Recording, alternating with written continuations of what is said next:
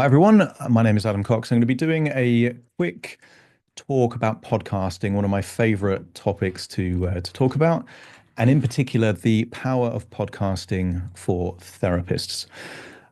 If you're not familiar with me, I'm actually the host of two different podcasts. One that not many people know about because it isn't quite as popular is called Modern Mindset with Adam Cox, where I interview people about different kind of ways of thinking. It's the whole concept is picking the brains of the world's greatest minds. So it's me interviewing people is really the topic of modern mindset. Um, and the second, which more people are familiar with, just raise your hand if you're familiar with this podcast, is called the Hypnotist podcast, where I do real hypnosis sessions with real clients. Um, why is one more popular than the other when I'm the host of both? Um, because of the concept is different. There are lots of middle-aged white guys that interview people, and that's why there's a lot more competition there. There's very few people doing real hypnosis sessions with real clients in the way that I do it, and that's why it's more popular. And we'll talk more about kind of concepts and niches and those kind of things later. I'm going to play this cheesy intro. It's not an intro I use anymore, but the reason why I'm about to play you this intro is because it talks a little bit about how to explain the concept of a podcast quite quickly, and also little tips of positioning. And the intro of your podcast, if you do launch a podcast, it wants to tell the client, the audience what to expect, but also give an element of prestige to who you are so that they respect what you're saying in the podcast. So hopefully you can hear the sound on this. Just give me a thumbs up if you hear the sound as this goes through.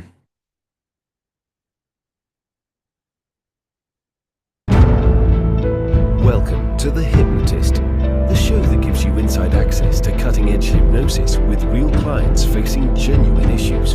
Brought to you by the hypnotherapist demanded by celebrities, CEOs, and even royalty, Adam Cox. These recordings took place live from Adam's clinic in London's world-famous Harley Street. So, get yourself comfortable and enjoy today's episode of The Hypnotist.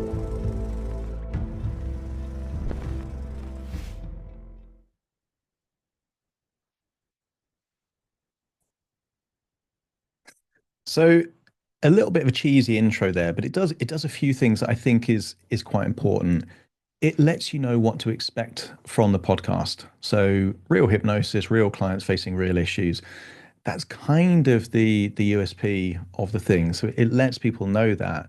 But then also the fact that I have worked with celebrity CEOs and certain royalty gives me a certain level of prestige. And then the average person listening is like, oh, if he's worked with people like that, then it's safe for me to listen to, if that makes sense. So you want to have those elements in the YouTube version of that. And obviously the audio doesn't have those snippets of me being on TV and that kind of stuff. But the YouTube version did. Again, it's about credibility by association and again, prestige. And I was talking to Greg about that in his podcast. I will use every trick in the book to help position me in a way that means I can have more impact on my clients. And that might be prestige or credibility or whatever it might be. But certainly helpful from a podcast perspective. Later on, I'll talk about the difference between intros and outros. They do different things. The intro is about positioning, and outro is normally about a call to action. But I'll talk about that in a bit. This messy looking chart is all about audience. Each of these little circles represents a daily audience. These days, I'm getting around about 14, 15,000 downloads a day. Where I want you to look is on the left-hand side. So if you look 2020, there was almost no audience. And one of the key things that I think some people think of when it comes to podcast is that either you have to have a massive audience or it's not worthwhile, or that you're going to build a big audience straight away. And I would say podcasting rewards creativity and consistency. And unfortunately, most people give up on the consistency bit. They've got good guests, they've got good topics, but they just don't do it long enough for the algorithms to kind of put your stuff in front of other people. On May the 5th, and this is after the podcast was going for 2 months, I had a grand total of 0 people listening to my podcast on that day. And I say that because a lot of people would have been emotionally wounded at the point of, well, why am I doing this stuff? Why am I recording stuff? Why am I publishing stuff? And nobody listens to it. And that means I must be shit and all of this stuff in their own head. And the key thing is you want to make the reasons for doing a podcast something which isn't audience dependent. And I was having this conversation with Greg just before where I said, I had two key intentions when I launched my podcast. One was I wanted a playground to be experimental, to try different stuff. It was more about my needs than it was about the audience needs. In all honesty, I wanted to have an opportunity to experiment with hypnosis. The second intention was a very, very low bar, and that is that I wanted to have a positive impact on one person. So if I launched my podcast and I made a tangible difference to the quality of one person's life, that was enough. That was a big win for me. And these days, I get messages every week of some incredible stories, people I'll never met, never meet. I've never heard of them before, but they drop me a message and they say, used to drink a lot of alcohol, don't drink it anymore, couldn't get on a plane, I can fly now. So I hear these stories, but when I started, it was a very low bar, help one person in one significant way. And therefore, the audience didn't matter. And I would encourage you, if you're thinking about launching a podcast, to make the audience the canary in the coal mine rather than the reason that you're doing it. So if you're not familiar with the canary in the coal mine reference, miners used to take a canary down into the coal mine because if there was too much gas in the coal mine, the canary would die before the humans did. So it was an indicator, basically. If your audience goes up, it's probably a sign that you're doing something that the world wants, in which case that's quite a nice thing to know, but it shouldn't be the reason that you do it. Do it for your reasons first, and then the audience will follow. And a lot of people do it the other way around. They're like, well, I'm only going to do it if I get thousands of listeners. And then you probably won't do it long enough to get the thousands of listeners. You get this weird paradox when it comes to that kind of stuff. Hopefully that's making sense. And one of the key things as well with a podcast is that the definition of a podcast is that you can get access to a global audience. And one of the key things that as a hypnotherapist, when I started, I was in Harley Street, and therefore I was geographically limited to clients that were willing to get to London. And most of them were like an hour radius around London. That was my client base. COVID came along, and basically I quit my contract at Harley Street, set up a podcast. And my belief system is that if you're seeing clients face to face, you need a therapy room. If you're seeing clients online, you need a recording studio. So you could probably see bits of my recording studio here. Having a podcast gives me access to a global audience. This company Chartable, they don't exist anymore. So this was the last charts that I could find before they stopped doing stuff. But you can see like people listen to my podcast in South Africa and Mexico and Ireland and Australia and France and all kinds of different places. And I get clients from all over the world. But if I try to market to these places by doing Google ads or Facebook ads, that's very expensive to get a global audience. If you do a podcast and people like the podcast, they will find you rather than you having to market to them. So this is kind of like sowing a little bit of a seed as to one of the main benefits of having a podcast, but getting a global audience is one of them. Also, you get a certain element of prestige because people see you in these charts next to people like Deepak Chopra or, I've been alongside people like Tony Robbins and David Goggins, people like that. They see you in these charts alongside these people and they're like, oh, okay, he's a person like that. There is, again, credibility by association. It's quite good for social media stuff when you share those kind of stuff as well. So why podcasting? First thing, reach and influence potential. You can get big audiences, you can get global reach, and you don't even need to have big audiences. You just want to get relevant audiences. And here's the thing, there are people out there in the world with real issues. I know because I work with a lot of them, but I can't work with all of them. Nobody can. And therefore, if you're creating content on a particular topic that solves a problem, people with that problem are going to be looking for solutions. and they're going to find you. And a key question I would encourage you to ask yourself at this point is, can your ideal client find you easily now? And if so, how could they find you? Do they have to already be following you on Instagram and Facebook in order to find you? Are they going to find you on Google? The great thing is that if you have a podcast and you distribute it on the right platform, you're on Apple Podcasts, you're on Spotify. Therefore, you get access to about 2 billion people in the world, access to them. You don't get the audience, but you can be discoverable by 2 billion people just by having a podcast. Not all of them are going to speak English. Not all of them are going to want to kind of look for your particular type of content. But the key thing is that you put yourself in a position where you can be found. And that's very important. Second thing is you get to build trust and authority. I love listening to podcasts, and the people I listen to podcasts, it's because I think they're pretty smart in that particular area, that they have interesting things to talk about. So if I think that way about the podcast that I listen to, it's probably likely that other people think the same way about me if they listen to my podcast. They think, okay, this guy probably knows a thing or two about hypnosis, and he probably, is quite passionate or credible in this area.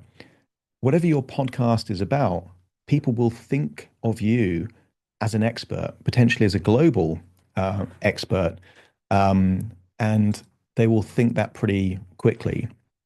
And obviously, if you're producing regular episodes and they're regularly listening to you, then you get this weird thing. Because I used to work in radio, the average person in the UK would listen to about 20 hours of radio a week. They would know their favorite radio presenters better than they would know their own family members. I'm going to show you some stats that will, it boggles my mind when I saw them. But there's some people that listen to my voice more than they listen to their own like immediate family members. Like I'm in their head more than other people very close to them. So you have that ability to have trust and authority. You can kind of, you're in people's heads. You get global exposure. You can be found all around the world.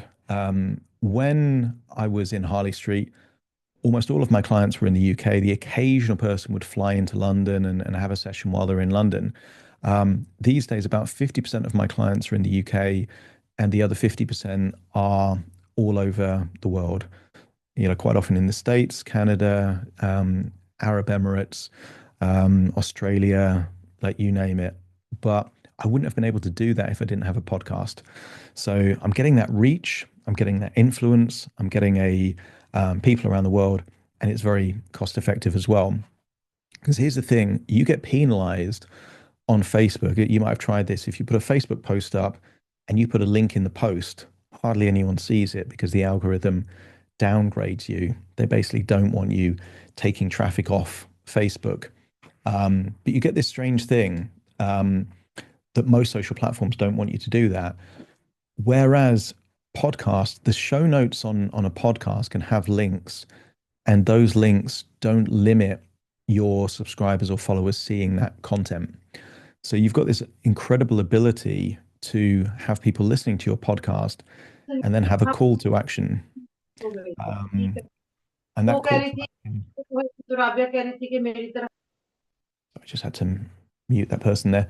So you can have a call to action. So you don't want to make it too salesy, but what I typically say on my podcast, and I know some of you have listened to it, is this session was created for someone else. Therefore, not all of the suggestions are going to be relevant for you. If you like the idea of working with me, click the link in the show notes and we can have a free consultation call. It's like 30 seconds, if that, of a 25, 30-minute podcast. Very casual call to action, but that's where I get all my clients from. So you can have a lead acquisition tool. That might be a link to book a consultation call, or it could be a link to some free PDF or report that you've done that they can get for free. And then you've got a lead magnet and they join your list and autoresponders. So you've got it's a very efficient on-ramp to turn listeners into leads, if that makes sense. And obviously leads turn into clients. So I would say in broad terms, there is three main reasons for podcasting. One gives you access to a big audience. Secondly, it gives you lots of credibility. And thirdly, you can actually get clients and you can monetize it. You can turn it into an income stream. So if any of those three things appeal, then it's worth considering podcasting as something you can do. Right. This is those figures I said were a bit mind-boggling because they boggled my mind. Because I've been doing this for about 5 years. There are lots and lots of podcasts that exist in the world. For 23,050 people, they listen to my podcast more than any other podcast on the planet. How mind-boggling is that? That there's 23,000 people that are listening to my podcast all the time. And if you look at the second slide, for 121,000 people, I'm in the top 10 podcast. And that's a huge compliment because there's lots of different podcasts. But here's the interesting thing, and that is that when people book those consultation calls with me, I know for most of them, they've already listened to me a lot. So they've already got confidence in my ability as a hypnotherapist. They've already got rapport with my voice. Like my voice is already been in their head, if that makes sense, in quite vulnerable places. A lot of people listen to my podcast right before they go to sleep. So therefore, that's a unique relationship that I have with them, if that makes, or that my voice has with them. So you can't get that kind of relationship by doing a TikTok video or by doing an Instagram reel. There is something intimate about being a podcast host, particularly in the world of therapy, because you're talking about things that matter to them. You're talking about their problems, their issues. You can relate to it. All of these anecdotes you have with your clients become content for people that haven't solved that problem yet. So you've got this ability to really connect. You'll see here that it's most popular in the United Kingdom on Spotify. That isn't the case on Apple Podcast. I don't know if you listen to Spotify, but they have this thing in November called Spotify Wrapped, and they give you all your kind of stats and facts about what song you listen to more than anything else. But they also do that for the creators as well, so you get to see who's listening, where they're listening, and that. So I know that the UK for me is the top audience, followed by the US, followed by Australia, and generally it's mainly for me females aged over 30 that are my dominant kind of audience. That's really helpful by having a podcast that I get that data because then I can tailor other marketing towards that audience because I've got free market research. I've got focus groups that let me know who the type of people that like my content, if that makes sense. And also, this is great for socials as well because Spotify give you these assets. And then if someone who's never heard your podcast sees this stuff, they're like, oh, okay, this is another credibility mark because if you're popular on Spotify, then you must be competent in other areas. They're going to make these value judgments based on these things, if that makes sense. We've got some stats here for the States. 26% of people in the States, and this is back in 2022. This was the most up-to-date stats I could find as an infographic. Is much higher now. It's close to about 40%. But people are familiar with podcasting. They have listened to a podcast, and approaching half are listening to podcasts every week. So if in the States, and typically it favors a younger audience. It doesn't have to exclusively be. I know that my target audience is aged over 35 with a female bias, even though podcasts themselves are more popular with younger men. So you don't have to be communicating with the people that listen to podcasts generally. You can just have a very clear idea of who your audience is, if that makes sense. Now, here's the really interesting thing when it comes to therapy. These are the top 10 genres in podcasts. If we go back to that page about all the chart positions, I was mainly charting in the health and fitness because mental health fits within overall health and fitness. But of the top 10 genres, self-help and health and fitness are two of the top 10. So if you're a therapist or a coach and you create a podcast, you're creating a podcast for the very genres that people want to listen to, if that makes sense. Like they want to hear your stuff. If it was, let's say, gardening or something like that, we could say, well, that doesn't really exist. You could kind of put that into, it wouldn't fit into any of those in all honesty. And those figures, by the way, you can see like comedy top and then news and true crime. But health and fitness and self-help are only slightly below those really popular genres like true crime and comedy. Like lots of people are listening, and you get to access those. For those of you in the UK, here's some UK facts. 61% of the UK listen to podcasts, um, and 76% of this younger group, so 18 to 34, 4-year-olds, are podcast listeners. So if generally you coach or are therapist to people under the age of 34, just know that your audience is probably listening to podcasts. They will be on that platform. There is a male bias on podcasts, 58% male, 42% female. Like I say, most of my audience is female, so you don't have to be talking to a male audience to make podcasts work. Um, and this is where you get the human connection side of things. So podcast listeners in the UK mostly listen alone. So you are creating almost like a one-to-one connection with a podcast audience. Like if they're listening to you, they're probably, just on their own doing something. Now they might be in the gym or in the car or something else, but it's you and them, like almost like having this conversation. They often listen while they're at home. For the case of quite often they're in bed, listening to my podcast. Three-quarters listen on smartphones. Why is this important? Well, if your lead magnet or your link is in the show notes, if they're listening to some kind of, let's say, smart speaker device, it's more difficult to access let's say the show notes or the more details. The fact that three-quarters are on their smartphones means that in that podcast, if you have that casual call to action that says, hey, by the way, check out the show notes and book this free call or get this free download or get this free ebook, they can do that because three-quarters of them are on a device. And that's on smartphones, by the way. If we were to add tablets and computers, it gets pretty close to 95%. So most people listening to a podcast are on some form of device where they can easily click that link to then go to your website or sign up for your socials or do whatever you want them to do. And about 70% of podcast listeners listen to an entire episode. So, the internet being the internet, quite often there's always kind of like people that are a little bit kind of funny or toxic and those kind of things. And when I say, oh, I'm approaching 11 million downloads, sometimes I'll get direct message and say, yeah, but so and so's had 3 million just on one TikTok video.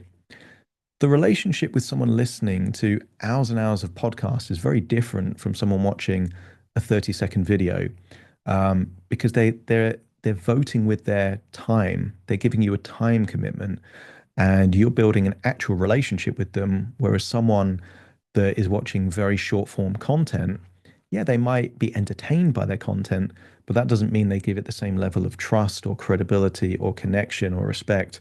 It's a different medium, if that makes sense. So it's worth bearing in mind. Um, so in terms of distribution is basically how do you get your podcast out there? The two big players when it comes to audio podcast is Apple and Spotify. They by far are the dominant players.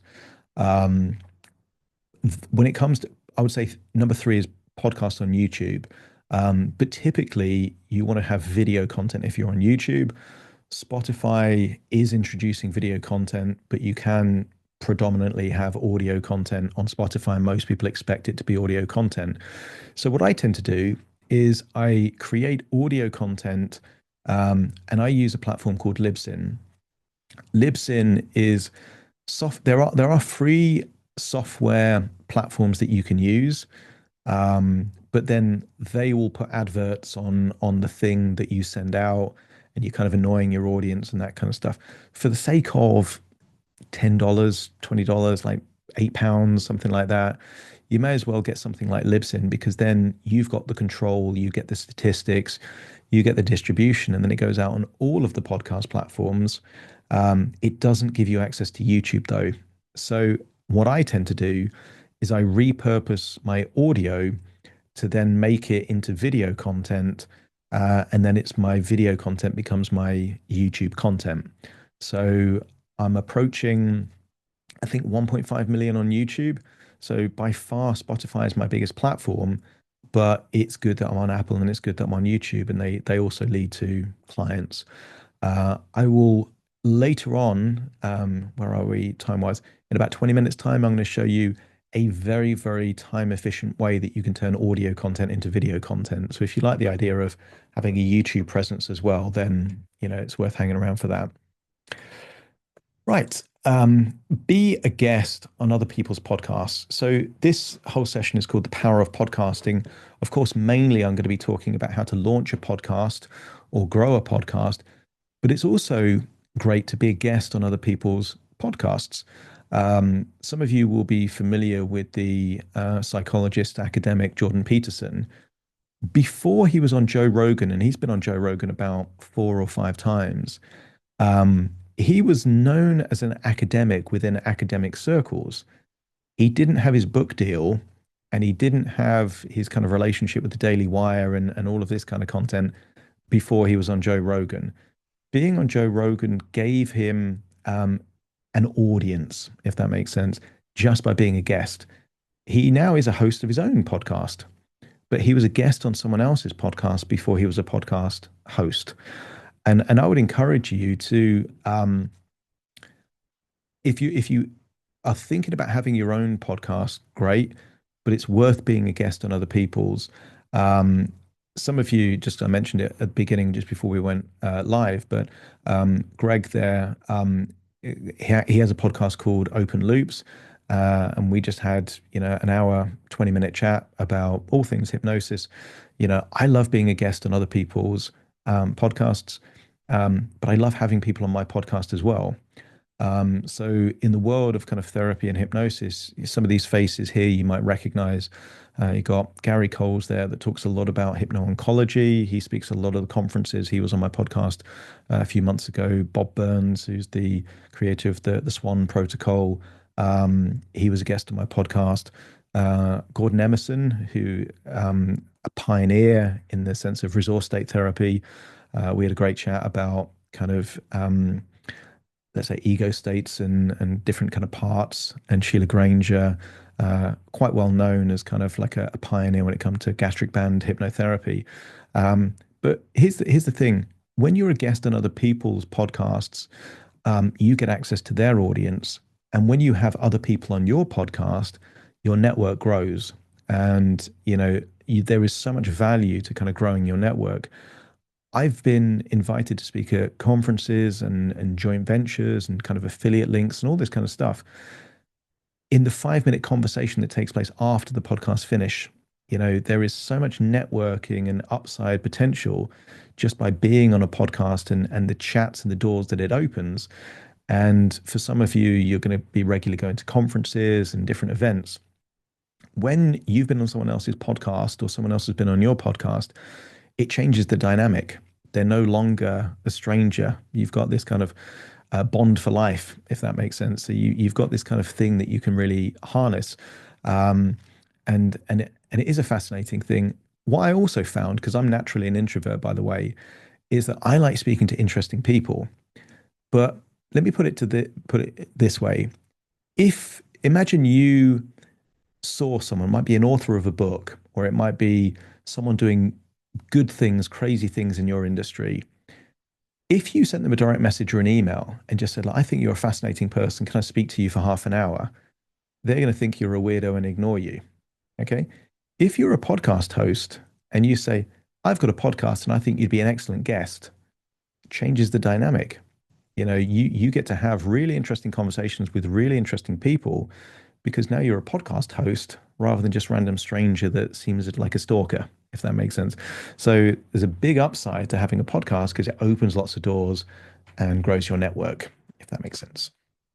Right. So here's a few tips, not to host your own podcast, but just to be a guest on other people's podcasts. Research relevant podcasts. You don't want to be a guest on a true crime podcast. I'm willing to bet that you don't want to do that, or on a comedy podcast and those kind of things. So if you're going to be a guest on a podcast, find the right ones. And the best place to start is the ones that you listen to, the ones that you like, or the people that you know. That's a good place to start when it comes to being a podcast guest. Leverage previous media appearances. There is an element of risk to a podcast host or a producer having someone that they don't know. So if they don't already know you and you've been on TV, or you've been on a high profile radio show, or you've been on another high profile podcast, having the links that you can share takes all of the risk away from being on this new podcast. So that's why you've got three clips here. These are three different media appearances. That one at the bottom is not me dressed as a clown. It's because I was on a TV show talking. Do you remember when Stephen King's The It got remade? There was like a reboot. So I was on TV talking about coulrophobia, which is the fear of clowns. So I've got three different kind of quite high profile TV interviews. Now, these days, a lot of the people that I get asked to come on their podcast, they already kind of know me. But in the early days, they didn't know me. So having some TV clips or radio clips took the risk out, and it made it super easy for them to say, oh, okay, this guy seems confident on a camera, seems confident on a microphone. He'll be fine being on my podcast. So if you have got any previous examples, and it doesn't even have to be rich media like TV and radio, it could just be, there's a blog post, or you've got a social media video where you came across really well and it got high engagement. Share this kind of stuff with potential podcast hosts and producers, and it takes the risk out of you being a guest on their show. Craft a strong pitch. A pitch is just PR language for a request. You want to make it. You want to be of interest to them. So if you're just saying, it's like a CV, oh, and I'm really knowledgeable about this, and I can talk about this, and I do amazing things. That's not a strong pitch. You've got to answer the question, what's in it for them? Why would you help their audience? Why would it be interesting for them? That's really what makes it a strong pitch. And what adds to a strong pitch is what we call an angle. An angle is just something unique or interesting. So not so much these days, but one of my key brands in the early days of me being a hypnotherapist was a brand called Phobia Guru. And I would get lots of coverage and podcast invites by talking about very specific phobias. That's why I was on this TV show talking about clown phobia. But when I think it was Meghan Markle was pregnant, I went out to lots of podcast hosts and said, like, I can talk about tocophobia, the fear of pregnancy. So when these things happen in the world, that can give you a unique angle. Quick show of hands, if anyone's there, does anyone work with kind of like teenagers, that kind of stuff? But if you do, like one of the most popular TV shows out right now is called Adolescence on Netflix. Now, I don't tend to work with teenagers or victims of bullying and that kind of stuff. If I did, I would be hammering that angle. I'd be going out to all these podcast hosts and saying, like, I work with teenagers. The TV show shows one angle, but they don't see what they really go through and all that kind of stuff. I mean, I don't know if you've seen that TV show, but the whole of the third episode is a psychologist interacting with the person. That's your inroad. I'd be reaching out to these kind of not just podcasts, but radio stations, TV shows, all of that kind of stuff, because it's an angle. And when you have a unique angle, you're now doing the heavy lifting of that media entity to make it more interesting for them. It's good to engage with podcast hosts before pitching. So maybe follow them on social media, maybe compliment them on a recent episode, so they know that actually you already like their stuff. You're not just trying to be on their show, and make that genuine. You don't just want to say that you're doing this stuff, actually do that stuff. Pitching is asking. So ask, what's the worst that can happen? You pitch to be on someone's podcast and they ignore you, or they say no. Who cares? Like, there was no downside, because if you didn't ask, it would be the same outcome. But if you do ask and you get a yes, well, then what if it goes crazy? What if you go on to a fairly small podcast, gets really good engagement, and then a bigger podcast invites you on because they hear that podcast? And a lot of podcasters know other podcasts, a lot of podcast producers. Like if you see who's been on Joe Rogan, and then you look at other top podcasts, a lot of the guests they're on like this circuit where they're on all of these kind of things. So get yourself on one podcast and it could lead to other things. So it doesn't hurt to ask. Right. This image here is just kind of like what a lot of people think about when it comes to kind of being a podcast host, and that is having a microphone, audio editing software, starting to record, and that kind of stuff. So, what I thought would be helpful is give you some of the basic stuff that if you were thinking about being a podcast host and being your own podcaster, here's some things about how to do it. And I would say the number one thing if you're going to have a podcast is to create an interesting concept. The concept is the key thing. If you remember on that second slide, uh, two podcasts, I'm the host of both, Modern Mindset and The Hypnotist. I've had maybe 60,000 people listen to Modern Mindset. I get that in 4 days on The Hypnotist. So it's kind of like same voice, same equipment. It's me in both cases. One doesn't get very big an audience, other gets a significantly higher audience. The difference is the concept. Therefore, the concept is the thing you want to be thinking about. The actual term podcast originally was called narrowcast. So if you think of TV and radio, we use the phrase broadcast because it's for a broad audience. It's meant for lots of people. Podcast originally was called narrowcast because it's meant for niche audiences. And you should be aware of that when you're thinking of your concept. Don't try and come up with a podcast concept that is for everyone, because if it's for everyone, it's for no one. You want to think of what is the niche that you can dominate and make it the biggest niche that you can dominate, but actually be a niche. So the hypnotist kind of gives me a clue that it's about hypnosis. People know what to expect. Some people will see that title and they would never click that in a million years. It's not their thing. That's fine. I don't care about the people that aren't going to listen. I just want it to be really appealing for the people that are curious about hypnosis. Now, it might be that whatever your thing is, you can be a real niche thing. And it's better to be too niche than too broad, is my advice when it comes to this concept. Know your audience's needs. Treat every client that you've ever worked with as reconnaissance. The fact that you've worked with them, you know the challenges they face, you know the feelings of helplessness or frustrations. Every interaction you've ever had with a client gives you a detailed insight into your audience needs because every client is almost like a focus group to let you know what everyone else facing a similar problem is relating to. That will give you a clue as to what your concept can be. So just if you're struggling to think of a concept, start by thinking about your previous clients. Think about the people that nearly were a client. What were their challenges? What were their frustrations? What were the things that the belief systems that they felt attached to? Was it victimhood? Was it frustration? Was it anger? Like those kind of things are really going to help you. Embrace authenticity and vulnerability.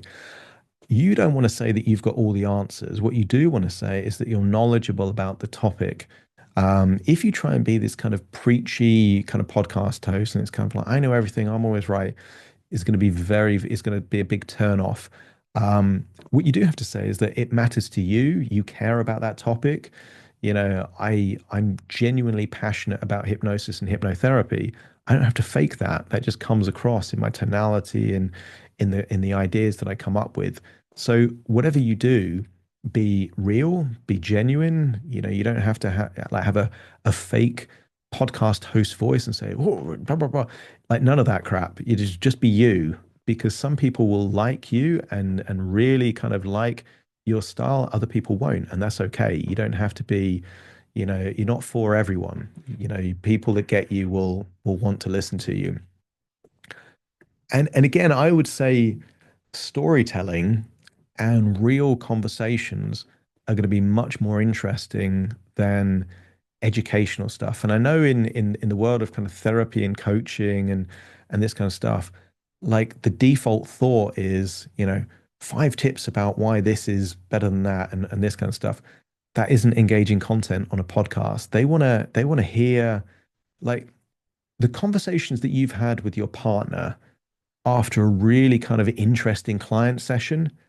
That's the shit that needs to be on your podcast. That's the shit. Because that's the stuff that people they're like, oh, like you've had conversations with friends without breaking confidentiality. "Oh, I've got this client and they've got this really thing, and they're like, oh wow, like how do you deal with that? That must be really stressful. You must think about that a lot. Like that's the kind of stuff that you want to get out there. Now, you've got to be very careful with confidentiality. You can't breach client confidentiality unless you have consent and they're on board with that. But real anecdotes, real stories, real kind of things is going to make it more engaging content than if you just try and be like a boring teacher, if that makes sense. Stay consistent with themes and format. Um, the classic format for a podcast is that you have a host, you have one guest, and you have a conversation and you see where it goes. It's not a bad format. Like that's the most popular format.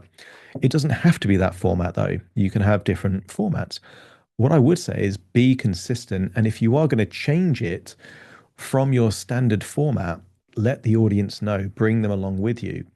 The standard format for my show is that I spend 5 minutes talking about the client that I was working with without breaking any confidentiality, their issues, some of the techniques, protocols, metaphors that I was using, a little call to action. Hey, look, this was for someone else. If you want to work with me, click the link in the show notes. And then I encourage them to get comfortable. It's like find a comfortable place, relax, and enjoy the session. And then they hear the actual hypnosis session. That's my standard format. Every now and then, roughly once a week, I'll have a guest hypnotist on, and then I let the audience know straight away. Hi, it's Adam here. Today's hypnotist is going to be something different. I won't be your hypnotist, someone else will. I'm joined by this guest hypnotist. I'm going to get to know them and they're going to do some hypnosis. So if it's different from your normal theme or format, let the audience know. But generally, they want to know what to expect on your session. So be consistent. And think about that for your favorite TV shows, your favorite radio shows, your favorite social media accounts. If it's suddenly random and different, you know, and you don't know what to expect, you're going to change. Like, why is McDonald's such a popular franchise? It's not because the quality is so good. It's because they're incredibly consistent. You know exactly what to expect. Therefore, you want to be consistent. Like, let them know what to expect and then deliver on that promise. Make it practical, make it pragmatic, actually be helpful for them. And then your concept is going to build more traction. The nature of what we do sometimes in terms of therapy and coaching is that we've got all these kind of acronyms and all this kind of stuff. My rule is that if I'm explaining something complicated, I always explain it. If I'm using an acronym, like something like NLP, I'll say, right, that's neuro-linguistic programming. If you haven't heard of that, you know, you want to, if you are going to use acronyms and kind of, let's say, technical language and protocols and modalities, just explain it because, you know it, and the people that, you've studied with all know this stuff. And if it's for people in the industry, it's fine to keep that. But if it isn't, if it's for a more general audience, you want to bridge that gap, just make it very accessible. And priorities quality and consistency over perfection. I'll be honest, I was thinking about a podcast for about 2 or 3 years before I launched it because in my head it had to be perfect. I would encourage you, if perfection is the thing that could get in the way, look at the very first episode of Joe Rogan's podcast. Joe Rogan currently has the most popular podcast in the world. But if you were to go on YouTube and look at episode one, it is atrocious. It is just him and his mates having a chat on a poor quality mic, poor quality camera. It's a shambles. But he was consistent and he got better. So I would say prioritize quality, launch it and make it better is a much better strategy than waiting for it to be perfect and never launching it. So just kind of bear that in mind. Right, considerations. Title of your show, check it's available. You might remember there was two podcasts. There was The Hypnotist and then Modern Mindset. But actually, it wasn't Modern Mindset. It was Modern Mindset with Adam Cox. Why? Because Modern Mindset was already gone. So I needed a different title. Now, you can have the same title, but what you don't want to do is if it's already a popular podcast, if you have the same title, you're just going to be encouraging people to find their podcast, not yours. So the way that I encourage people to check if a title is available is there is a search engine for podcasts called listennotes.com. And if you go on there, you can put the title that you're thinking of for your podcast, and you can see every show that's got a similar title. And if it's your title, but their last episode was 3 years ago, go for it. Because it's in the graveyard of podcasts. Like they're not going to do anything with it. But if there's an actual podcast, regular, consistent with your title, change your title. Otherwise, you're creating confusion, if that makes sense. You're not going to get sued by any trademark law or anything like that, but it's just confusing for audiences. So better to have something that's original. Artwork. Every podcast needs an artwork. Generally, it's a square rather than a banner. It has to have certain resolution requirements, and some people have different artwork for every episode. I don't. My series artwork or my podcast artwork is the same as my episode artwork. It's just simpler. What changes for me is the title, not the artwork. In the early days, I changed the episode artwork on every single episode. Just too much hassle. So I would have, you want to have one consistent kind of artwork for the things. And if you want to make it different, some people, for example, have the photo of the guest on their podcast, and that's what makes it different. So you could certainly do that. Um, are you going to be the solo host and just stream of consciousness, just talk about what you're talking about? Or are you going to be a host and a guest? And what makes it different is a different guest on each episode.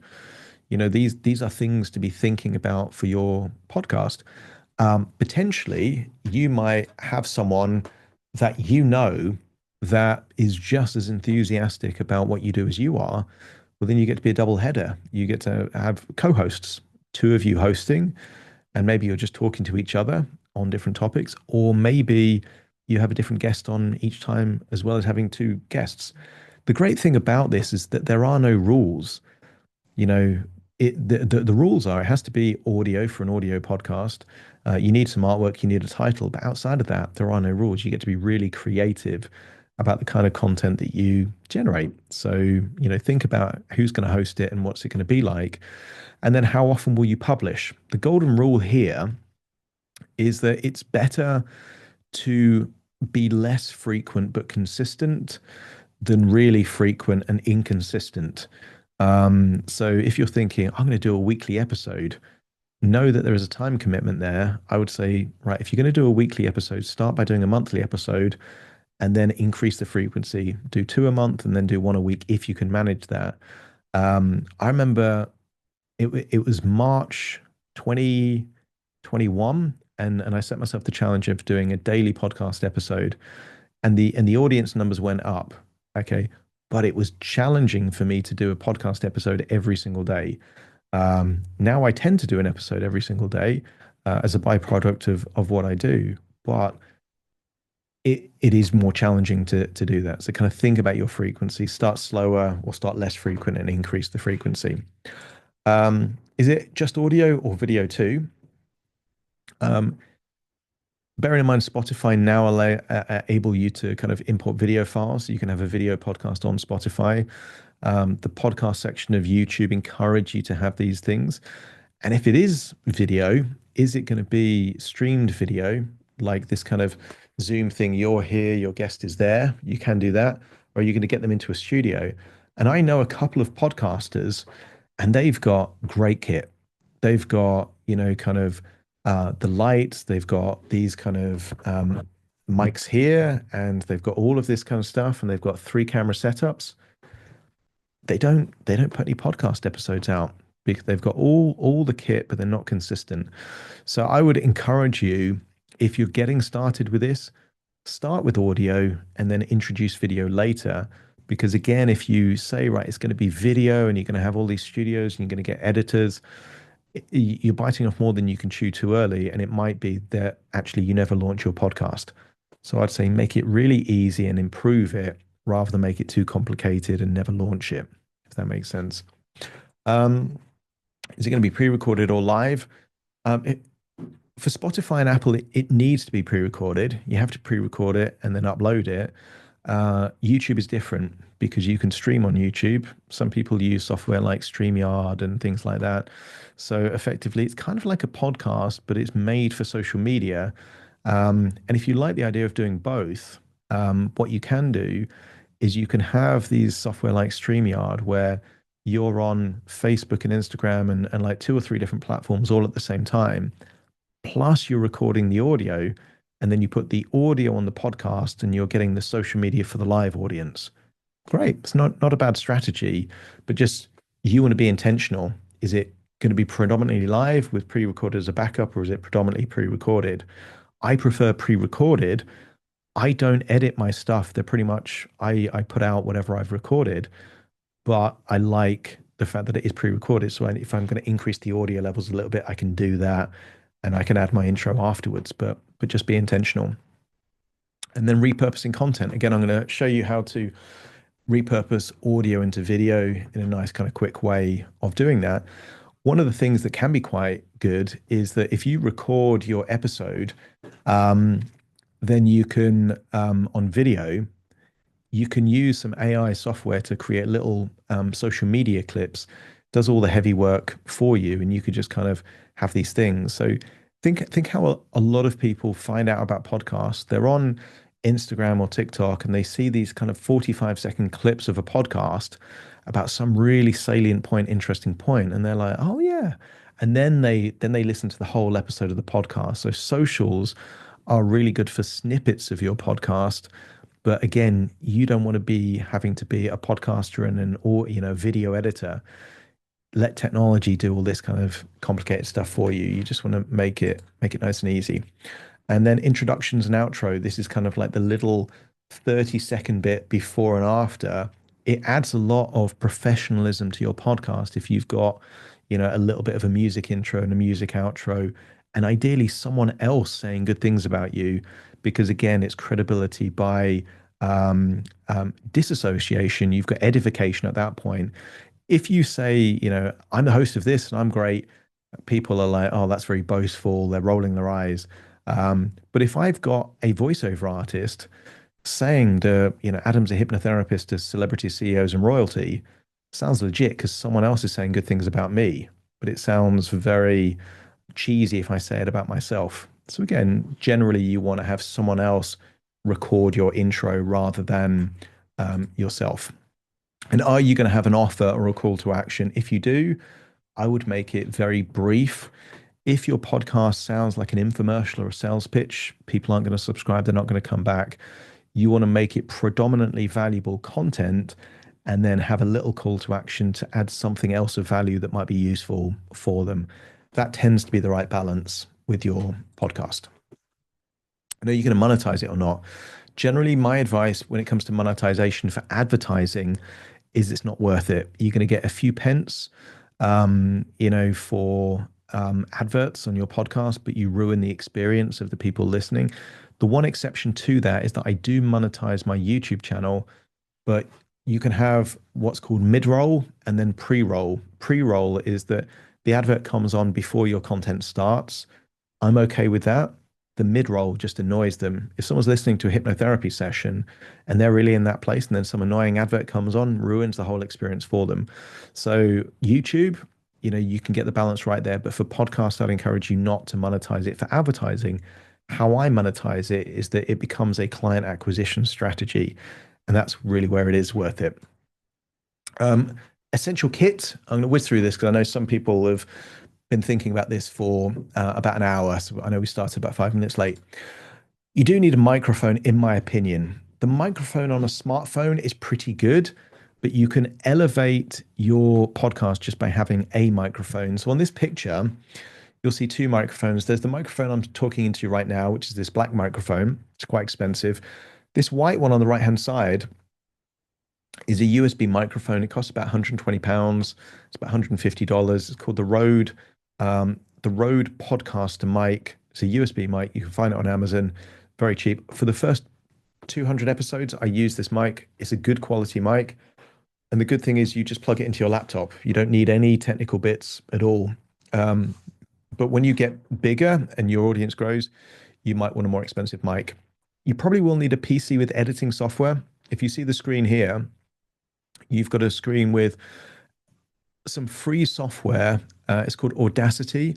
It's completely free to download. It's what I use even now, and it is a good. So I have access to very expensive stuff like Adobe Audition and all this kind of stuff. I use Audacity because for a podcast, you're not a music producer. You don't need complicated stuff. You just need to record, get the levels right, put your intro and outro, and then export it into an MP3. Super, super easy. But you will need a PC with editing software. You're going to need a quiet space. Some people use a spare room. Some people hire out recording studios. You do not need to hire out recording studios. A quiet space is all you need. And what's optional is things like a mixing desk. So I'm talking to this microphone that feeds into a mixing desk at the moment. You can see it on the screen here with all these kind of colorful pads. You can do that. You don't need to. It's just what you can do going forward. You see these little colorful squares on the right-hand side. They play music. So being a hypnotherapist, each of those squares has different theta wave music. So I can play that to my clients, but it also gives me a background for my hypnosis, which makes it sound different than just me talking. So again, you can have sound effects or background music. And a video camera, you can see that video camera there just under the screen. In my studio, I'm looking at about 3 or 4 different video cameras. You don't need them for podcasts, but it can be quite good if you're also recording stuff for online courses and things like that. So just kind of things to bear in mind. They're optional. You don't need them. What you really do need is a microphone, a quiet space, and some editing software, all very achievable. You all probably have laptops, in which case just getting a microphone that's a USB microphone is more than enough, and you've got everything you need to have a podcast. And these little foam tiles, by the way, they're not soundproofing, they're just for acoustics. It just takes a bit of the echo out of this kind of stuff, which again can be helpful. I did promise you that little hack to turn audio into video. I'm going to talk you through exactly what I do. This was something I did for Halloween. I thought on Halloween, wouldn't it be cool to create a hypnosis session inspired by Halloween? So I just came up with a hypnosis session, recorded that, and I thought, well, now I've got to get it out today. This is on Halloween. Otherwise, like Halloween YouTube video, not on Halloween, is kind of like useless. So here's what I did. I had the audio file. It was an MP3. I used a platform called Sonics.ai for transcribing. You drag and drop the MP3 into Sonics, and it gives you a transcript with 99% accuracy. That's good enough. So that's really, and it does it in about a minute. Then I have this platform that I subscribe to called Pictory. So then what I do is this transcript that I've got from Sonics, I put it into Pictory, and then it gives me lots of scenes, and then I can make a video from that. You can use Opus Clip for this short form kind of stuff if you want to turn like videos into little clips for like TikTok. But what I do, the MP3 that I put into Sonics.ai for the transcribing, I then also put into Pictory. So the text and the MP3 file is enough to create a video. So I mentioned I've got like 1.5 million views on YouTube. Most of them come from me turning audio MP3s into video. They're not perfect, but they're very low cost, and it does give you a presence on YouTube. And YouTube has 8 times the audience of Spotify. So that was my rationale of why go to the trouble of turn my audio files into video. YouTube has a bigger audience, and the same rationale is, can you be discovered? Made me think, okay, let me have a way of also being on YouTube. So how can I help? Part of the reason I'm doing this this talk right now is because I'm doing a post-conference workshop in Vegas. I appreciate some of you probably aren't going to Vegas for HypnoThoughts Live, but that was the whole point of me doing this, is that I am going to be at HypnoThoughts Live. It's the world's biggest hypnosis conference. And then the day immediately after that, I'm doing a 1-day workshop. So, of course, you can do it yourself. That's how I launched my podcast. I did have a guy that used to work for me that I was able to pick his brains. And I think if I didn't have that, it would have made it much more difficult for me to launch my podcast. But you can just do it through trial and error. You can fumble around and see what works, and hopefully you build some kind of traction. But how I can help is I am in this 1 day workshop in Vegas. So if you are going to be at HypnoThoughts Live anyway, then in a day we can go through everything to help you come up with a concept, talk through the technology you need, map it out, think about guests for episodes or formats and those kind of things, all the bits that you would need to actually launch your podcast. So that's one way in which I could potentially help you if you thought it might be helpful to have someone that's already done this helping you with your podcast. I also have an online course. So it's got, I think, around about, I don't know, 20 videos in there and all technical like demonstrations and that kind of stuff. So if you were thinking, yeah, quite like the idea of having a podcast, might be worth getting that online course because it could save you a lot of time and help you avoid some of the mistakes that can be made in the world of podcasting. I also offer personal mentoring. So for people that really want to kind of, let's say, leapfrog ahead, I already have two podcasts. One of them is like I say, I do an episode every day, so I might be able to help you. If you were interested in either podcasting for therapists at HypnoThoughts Live, I know there's some kind of discounts there at the moment. You can kind of scan this QR code um, or drop me a direct message. I'm quite happy to share you any links to that kind of stuff. Here's a bigger version of that QR code. If you've got like a smartphone nearby, feel free to do that. And this online course that I have for Power of Podcasting for Therapists is only £149 in dollars. That's around about $170, $180. It's not a huge amount of money, but it has got everything that you would need in there to be able to launch a viable podcast. So, feel free to consider that if you thought. And this isn't one of those gimmicks of all prices are going up. They genuinely are going up in April to 299. So it's like half the price roughly up until April. I think it's like about 8, 9 days until April comes along. So if you were interested in the online course, there is that. Just going back to that previous page, by the way, for anyone that is actually doing that 1 day course in Vegas, they get access to the online course completely free. So, obviously that only makes sense if you are actually going to be at HypnoThoughts Live anyway. If you're not, completely ignore that. And that's it pretty much. Hopefully this has been helpful, but if there is any questions, now's the time to take you off mute and fire away.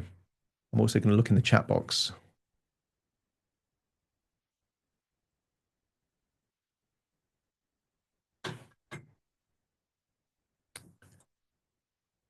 Let's see if I can find the chat. There we go.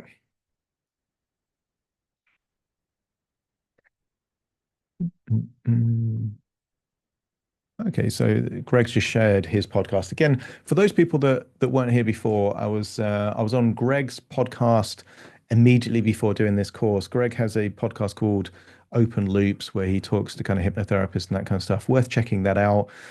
Maybe you could pitch Greg to be on his podcast as well, given that I've told you to be a guest on other people's podcasts. So feel free to check that out. And Greg very kindly has kind of put that in the thing. Has the sound still dropped out there? Can everyone hear me okay? Sound good? Yeah, perfect. So let me see there. Oh yeah, sound had gone for a second, it seems like. Angela has put, okay, will we have access to the slides of your recording? So here's what I'm going to do. I've been recording this. Hopefully it's been recording. And I'm going to put this on my YouTube channel. So I'll share a link in the Facebook event. That way you can access this, and then you've got all of the slides and anything else that you want as well will be on that YouTube link. So you'll definitely be able to have that. Let's see, we've got a few other. Paulina, title of the podcast, is there anything else to consider?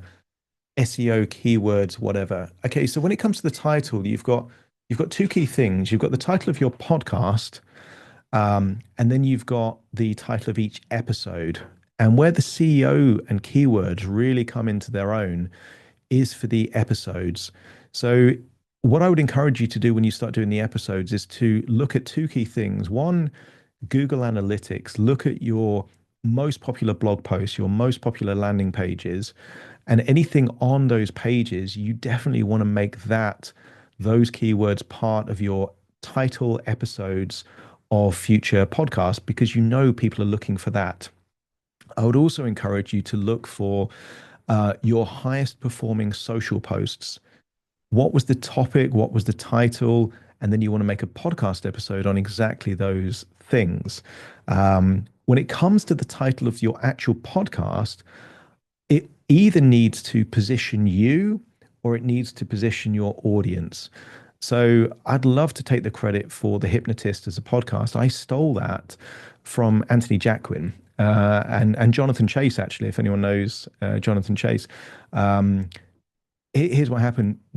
Anthony was on Mike Mandel's Brain Software. I don't know if anyone's familiar with Brain Software, but Anthony was on that podcast talking about in his book Reality is Plastic, talking about how you can't be a hypnotist, you have to be the hypnotist for your audience. When I heard that, I'm like, that's such a great name for a podcast. I'm stealing that.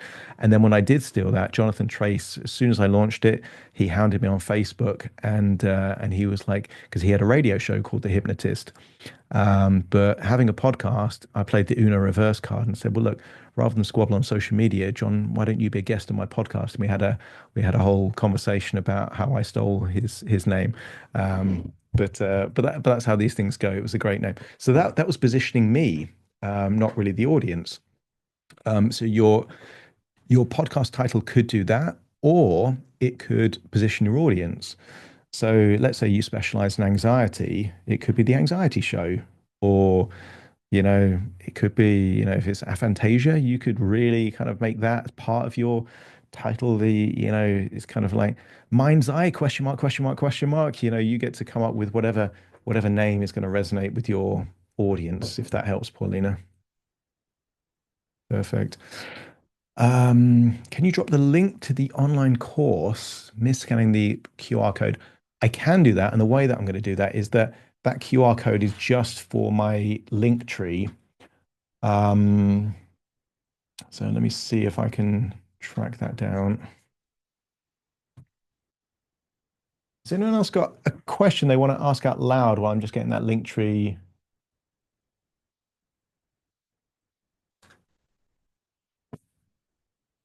So here we go.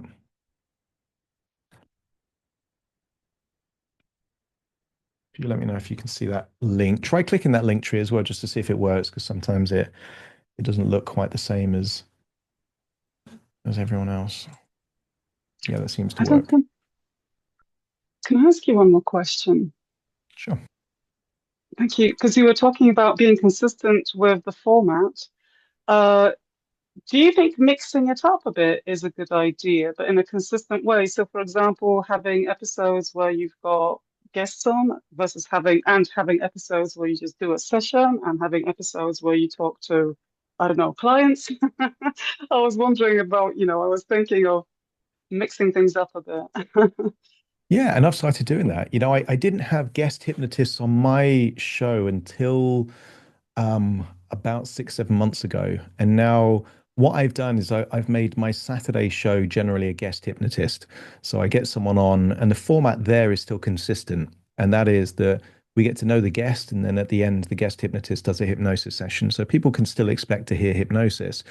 Now, if I change that from like me doing hypnotherapy to then it's only other people, I think I would lose my audience. But it's a change, but it's a gradual change. And look, we all know about pacing and leading.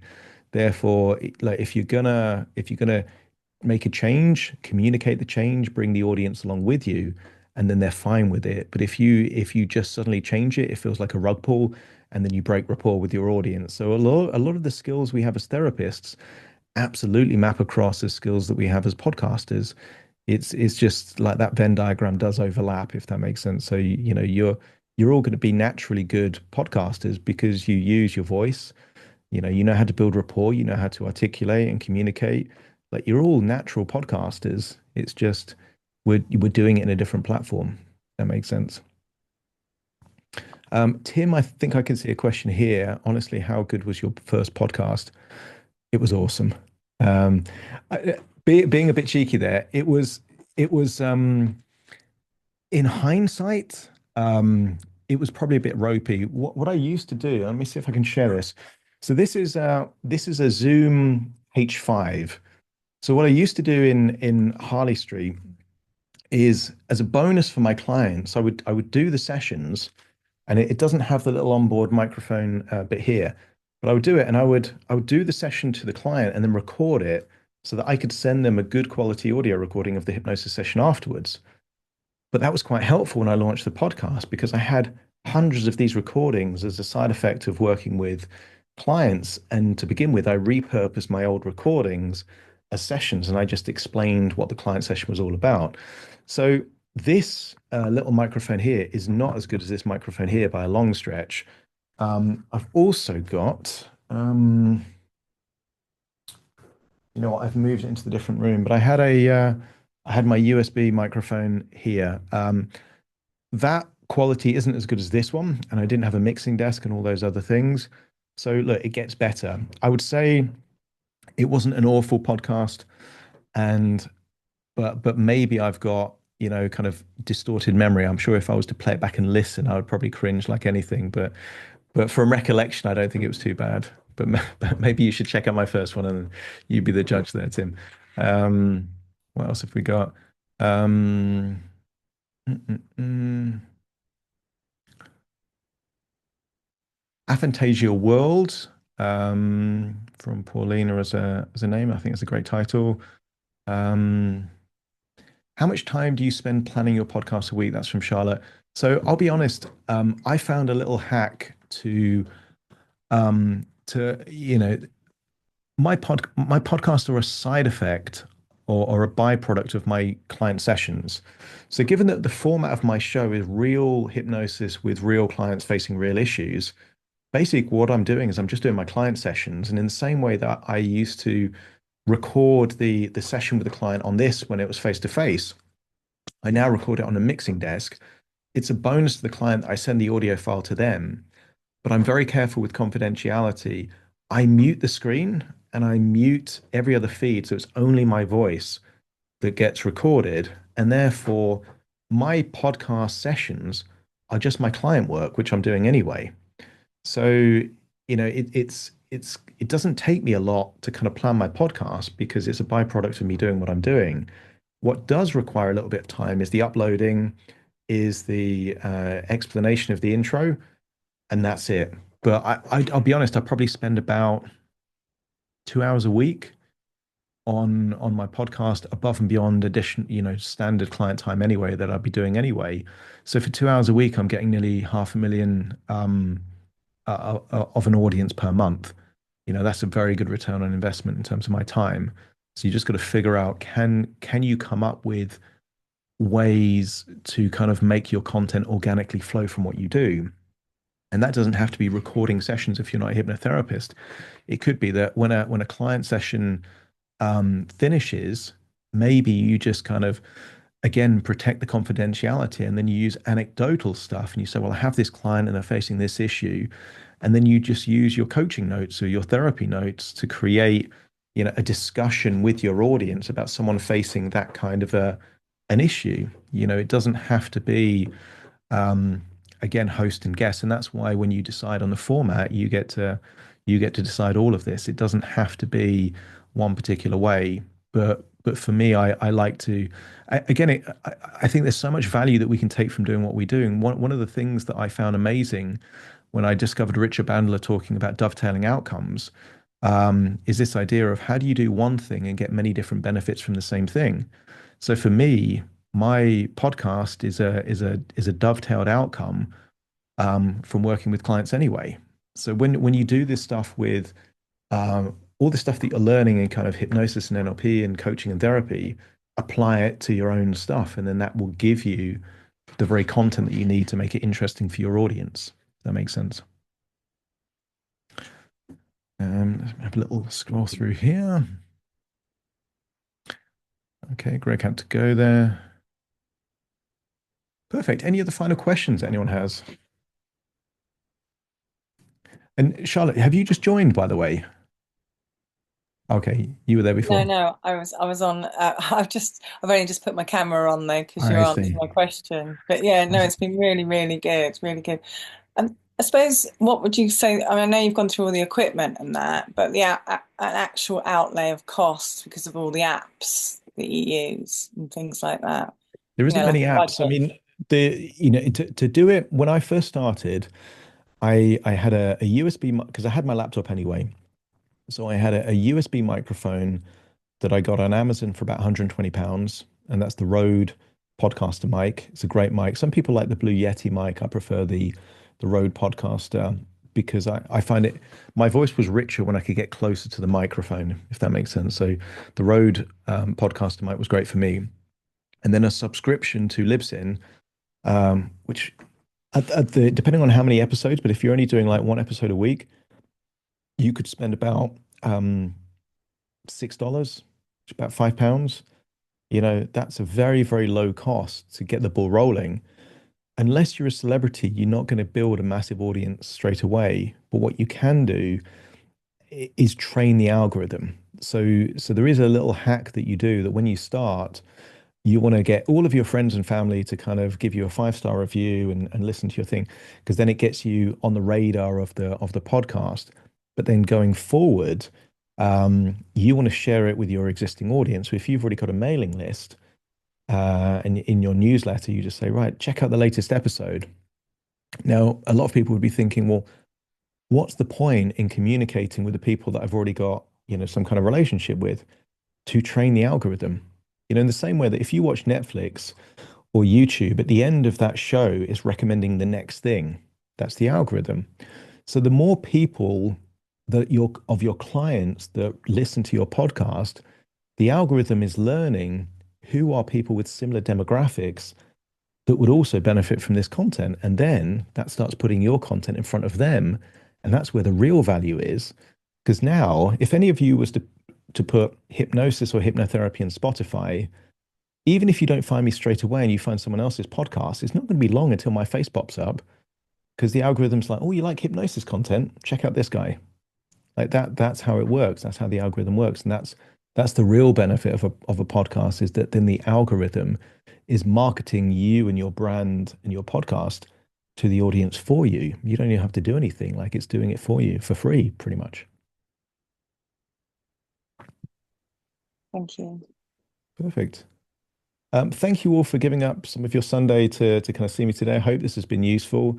If you are interested in the workshop in Vegas, check out the Hypno Thoughts Live or that little link tree look. And if you are interested in the course, either direct message me or check that out. But thank you so much for today, and hopefully this has been helpful.